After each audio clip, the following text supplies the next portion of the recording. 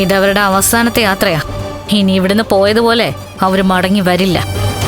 ചിരിച്ച മുഖമായിട്ട് കണ്ണനും ലക്ഷ്മിയും വരുന്നത് ഇനി നമുക്ക് കാണേണ്ടി വരില്ല. മണ്ടനായ നിന്റെ അച്ഛനാണ് പ്രതീക്ഷ വന്നിരിക്കുന്നത്, അതുകൊണ്ട് സൂക്ഷിക്കണം. ബുദ്ധിയുള്ള നിങ്ങൾക്ക് എന്തെങ്കിലും ചെയ്യാൻ പറ്റിയോ? അങ്ങനെ ചെയ്യാൻ പറ്റിയതുകൊണ്ടാ ഇപ്പോഴെങ്കിലും ആ പോയവനും അവന്റെ ഭാര്യയും കളിച്ച നാടകങ്ങളൊക്കെ മനസ്സിലാക്കാൻ പറ്റിയത്. അങ്ങനെ ഒരു ക്രെഡിറ്റ് ഉണ്ട് ഇപ്പൊ ഉണ്ണിയേട്ടന്. പക്ഷെ അതിനപ്പുറം ഒന്നും ചെയ്യാൻ കഴിയില്ല. പാവം ആ മേഘേട്ടനാണെങ്കിൽ അതിനൊക്കെ ഒരുപാട് ശ്രമിച്ചതാ. എന്നിട്ട് അതിന്റെയൊക്കെ അവസാനം വീണുപോയി. എന്റെ ബലമായ സംശയം അന്ന് കമലേശ്വരത്തെ വല്യേട്ടൻ മേഘേട്ടനെ ഒറ്റിയൊന്നാ.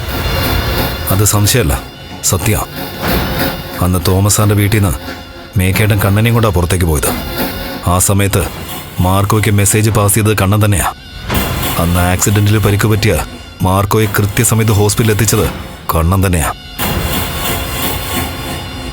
ആ സമയത്ത് ചോര വാർന്ന് റോഡരികിൽ കിടന്ന മേഘേട്ടൻ മരിക്കട്ടെന്ന് കരുതി അയാള് മേഘേട്ടനെ അവഗണിച്ചതാ. അതിനൊക്കെ പകരം ചോദിക്കുന്ന ദിവസമാ ഇന്ന്.